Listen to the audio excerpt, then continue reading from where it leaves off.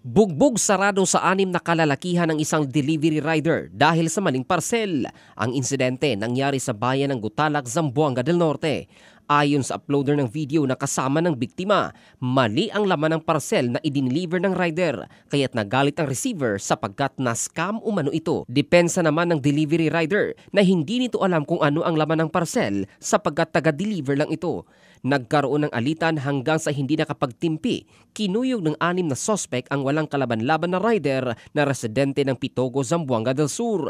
Maging ang uploader ng video ay bububugin din sana, subalit nang makitang kinukuhanan sila ng video ay hindi na ito natuloy. Maaari naman umanong pakiusapan ang rider kung hindi tama ang laman ng parcel sa in-order, subalit pinangibabaw pa rin ang init ng ulo ng mga lalaki. Naisumbong na ng biktima sa pulisya ang pambubugbog sa kanya at pinaghahanap na ngayon ng otoridad ang nasabing mga lalaki para harapin ang reklamo laban sa kanila.